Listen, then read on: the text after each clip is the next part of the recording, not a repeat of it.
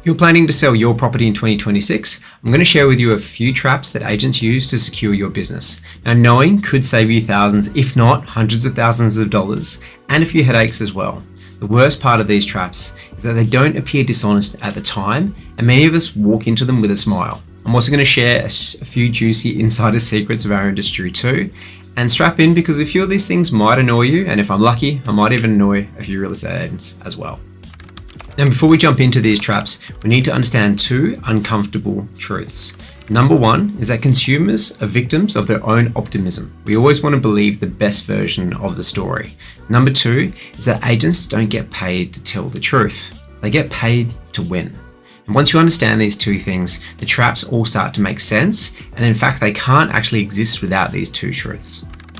The traps really reveal themselves in the appraisal process.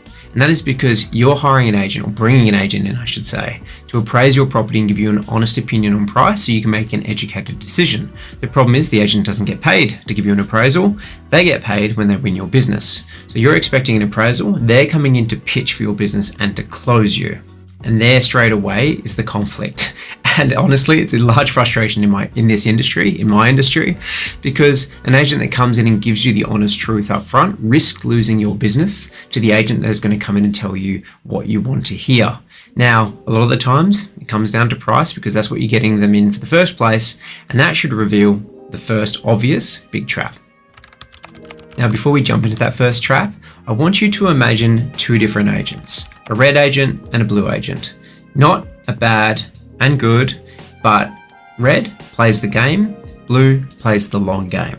And what I'm going to share with you, these traps, is the traps that the red agent uses to win.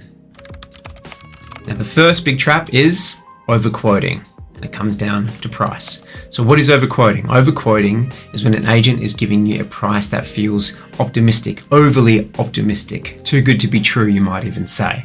And this is absolutely rife in our industry.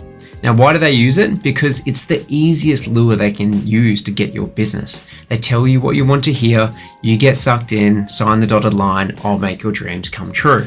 It feels good, it's validating, and it often wins the listing. The problem behind this is that once they have your business, it's too late. You can't go back to the agent that was being honest, to the blue agent. You already signed up with the red agent, they've got your business, and now you're stuck with them. Now they've sold you this high price, they need to execute on that and then take it out to the market. The problem is that a high price doesn't always deliver a high price. It often delays it or quietly destroys it. Now, there's a saying behind this trap, and it's one that I really dislike, and that is called list, reduce, sell.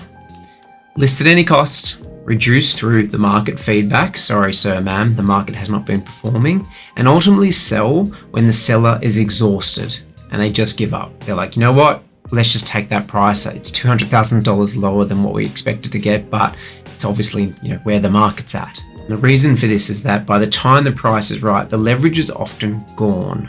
Realistically, and I'll make another video on this another time, to get a great price, you need strong competition, and that's very hard to achieve when you've priced yourself obviously above the market. So what signs can you look out for when you're in appraisal and watching out for this? So number one, it's pretty obvious. They're going to give you a price that seems too good to be true, or it's anchored in a very high position, well away from any of the evidence. And that's the other part. They usually don't back it up with any evidence. It's usually a price backed by charisma.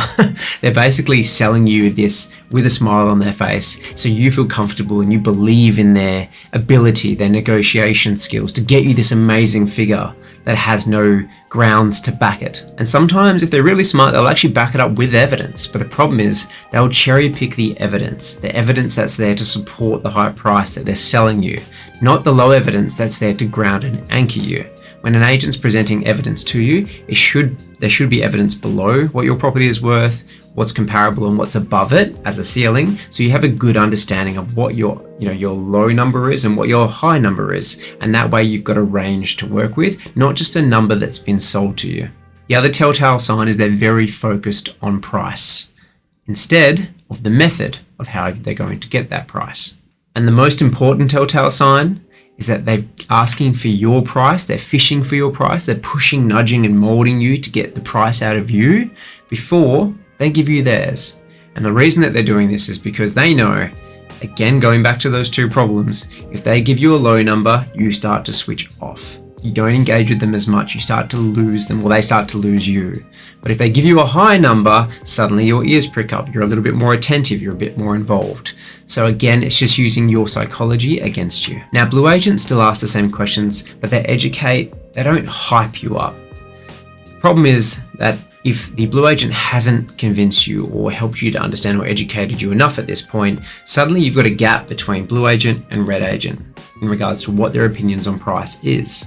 And you fall into that trap of, oh, the red agent believes in our property. They believe they can get this high price. But again, the blue agent is focusing on the method. They have the belief they can get more, but they're anchoring you into the reality, so they're not misleading you to the market. Now, even if the blue agent does a really, really good job and you're seeing logic there, then red agent has another trick up their sleeve. Now, trap number 2 is cheap or subsidized marketing. So what is this? It's when an agent offers you free marketing, perhaps even partially free marketing where they're paying for some if you pay for the rest, or it just seems abnormally cheap compared to the rest of the appraisals.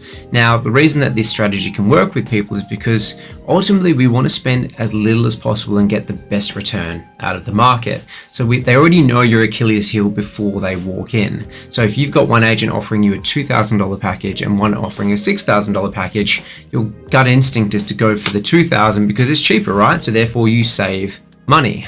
The problem is with this, and depending which approach they use, is that if they're contributing to it in any way, shape or form, if their money is going into the marketing package, they're not going to give you the best marketing that is tailored to your property to get it the best exposure and invoke the largest emotional reaction from the market. They're just going to do the bare minimum for the lowest amount that they can to save as much money as they can. And whilst it feels good up front when they do this for you and it feels like they're being generous, that's until you see the dark side of it. And that's when they're presenting you offers, because their motivation changes, the risk changes. Now they're holding some of the risk. So when they're presenting you the offers, it's not, hey, is this the best possible offer for your property? It's gone from, hey, is this the best money for your property to, how do I get my money back? If I as an agent have $3,000 outstanding with your property and no real control over the offer that you're going to sign, I'm going to start influencing you in a way that's going to allow me to get my money back, because if you don't sell, I've lost that money. So again, whilst it feels generous at the front, you're actually putting some of the risk on the agent, and therefore their motivation and their behaviors start to change around that dynamic. Now, the signs for this should be pretty self-evident, but usually it starts with a super cheap marketing package that they're not really willing to go into. They just kind of brush over it, say, well, all the marketing's the same, right? So they just kind of brush over it because they don't want to engage, because they know that they're leaving things out that could benefit you, but they're doing that. They're giving you a cheap package to win your business. They're not giving you a package that's aimed at maximizing your return. The other part is, as soon as any fear of competition, they might suddenly start, hey, well, I'll put $2,000 towards a marketing package. I'll do this, I'll do that. And they get what we call in our industry commission breath. They start just saying things in panic to close the deal, to get your business. The other part is that they've never once spoken about your home and the specific things they can do with your property, the photography, the video, the way they do the sign, the online advertising, social media, all those different things, and how they would tailor it specifically to your home. They're just giving you a generic pre-package and say, we do this for all of our listings and it works really well. So again, keep an eye out for this. It's very evident when they are trying to contribute money towards your campaign or giving you a cheap marketing fee. But I think the thing to keep in mind with marketing is that there's a return on investment kind of curve, right? At some point, the more that you spend, the more return that you get. And then it starts to curve off where if you keep spending, there will still be a return, but it's diminishing. There's diminishing returns on that investment. Your agent should be trying to find the sweet spot for you, for your property, where you've spent a good amount of money that gets you the maximum return, but now you're not spending money for no reason. So keep an eye out for that. I think this is fairly self-evident to spot the signs. Now, I've got a couple of little insider secrets that I'm going to share with you around marketing. And number one is agents hide their promotion in your marketing money. Now, I'd heard of it happening. I don't see it very often these days, where they'd actually flat out just take some of your money take it and put it into their personal marketing. So they'll go, okay, it's $3,000. We'll take 500 of that, put that towards our bus stops. But they'll kind of hide it in all their numbers so you don't know where it's sitting. Obviously, that is an actually horrible thing to do, and I'm sure that's illegal as well. But the other thing that agents do is they will hide their promotion within your marketing money. Now, if you don't believe me, a really key example is the signboard.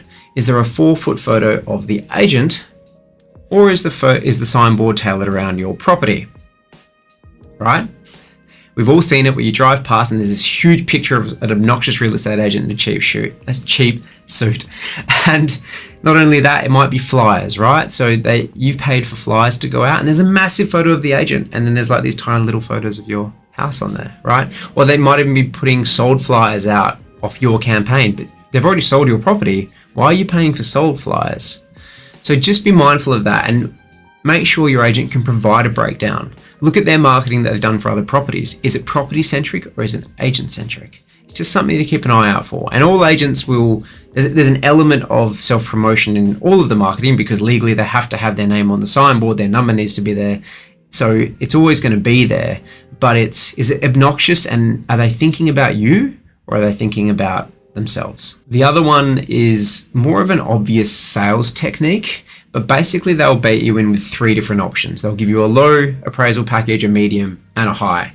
And most of the time, the high one isn't actually there to sell you on the high. It's just there to look obnoxiously large. So suddenly the middle one and the low one look a lot better value. And depending on your personality type, you'll jump for the low or the mid, but usually you go for the mid. This is common in almost any sales aspect that you look at, anything that you're looking to buy, whether it be electrical goods or what have you. It's always packaged in different ways to get you to buy or to push you into a certain direction. I wouldn't say it's evil, it's just sales, really. So it should be fairly evident, but what the blue agent would be doing versus the red agent in this scenario is coming up with a package that is suitable for your property specifically, and not giving you the cheapest number just to get your listing, and not obviously charging you, through the nose either for marketing stuff that you don't need. But you'll be able to obviously tell that they've thought about the package and that they actually have a care and diligence around your property specifically. It's not just another number. It's not just another generic marketing package. Yep, that'll do. Now, going back to that gap, if the red agent's doing a really good job of convincing you, that gap's starting to get bigger. Well, they've appraised it for more, they're going to charge me less. So suddenly this gap between the red agent and the blue agent is getting a lot larger. And even if the blue agent is making sense, you're still getting drawn into the red agent because it feels like there's more money to be made on that side, when it's not necessarily true. Now, heading into trap number 3, and this is always a fun one, and that is super cheap fees. Now, what are super cheap fees? Fairly self-explanatory. The old dirty C word, commission. Agents come in with either really below market rates to basically win your business, or they're just very quick to reduce their fee really fast to get your business ultimately. Now, again, this always looks attractive, but the problem with this is, there's a few problems actually. They're disincentivizing themselves to work hard for you, right? They're choosing to get paid less than average to do an outstanding job. And I know I went nowhere near this level, right? But if you've got the choice of 2 heart surgeons and one's super cheap and doesn't have a good track record behind them, the other one's super expensive, but all of his patients live, which one are you going to go for? Now, again, I'm not comparing us to heart surgeons. We are nothing like that. We don't deserve anywhere near that praise. But what I am saying is that not all agents are the same. We don't all do the same job. We don't just slap a signboard up, get a couple of numbers, write some offers and present them to you. There are a lot of agents out there with a lot of skill, a lot of processes behind them, real attention to detail. And there are agents that literally just burn and turn business. Now, some agents that maybe sell north of 100 properties per year, or really high volume, a lot of the times will charge a really cheap fee because that's what their model's built on, and they rely on that constant churn of property to be able to keep their business structure going, and that's why they can charge it so cheap, because they're doing mass volume. The problem is with a lot of those setups is that the aftercare, the service, the experience isn't really there, because once they've got the sale, a lot of the times they're out. You're not going to speak to them again until they hand over the keys at settlement, because they don't care. They don't have the bandwidth. They can't justify putting in the extra work for you because they've not charged you for it, right? The other part is if they can't negotiate their own fee, if they can't negotiate their own family's income, what makes you think they're going to defend yours? At the end of the day, if they can't sell you themselves, then they're just going to be an order taker when it comes to getting offers later on. So it's a really good test of skill to see who can stand their ground.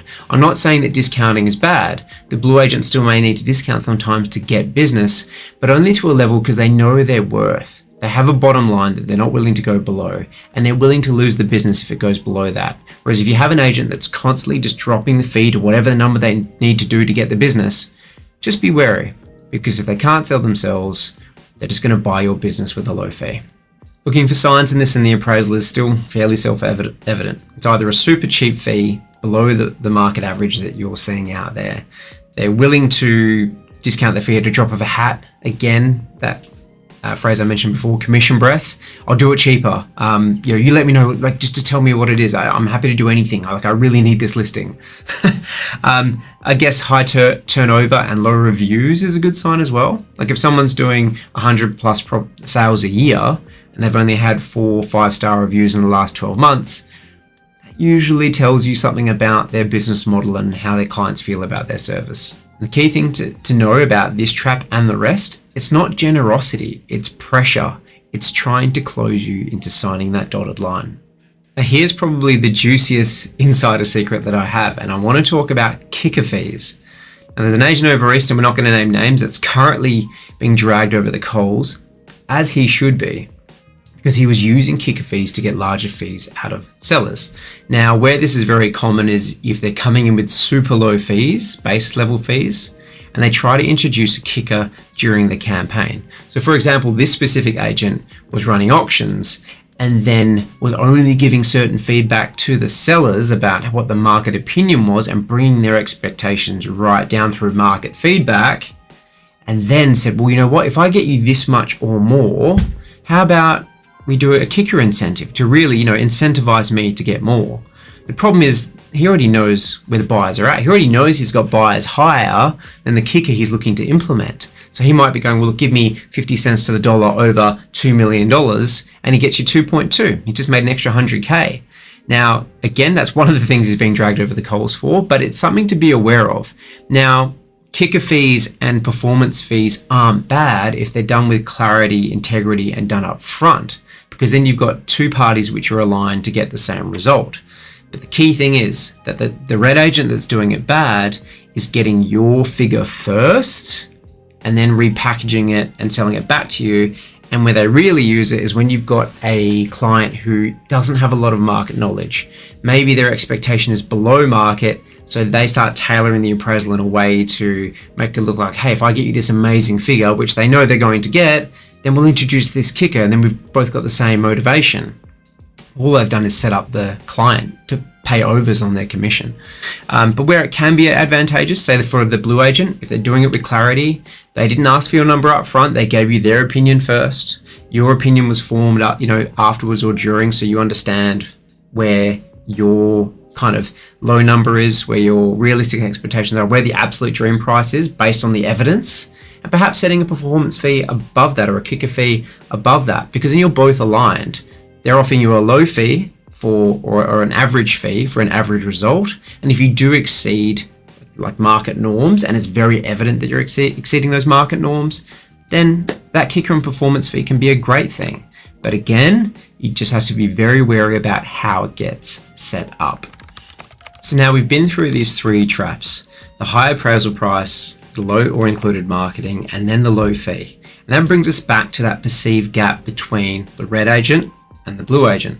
The red agent has now given you all of this information that shows a massive profit in your changeover versus an agent that's giving you a low profit and changeover.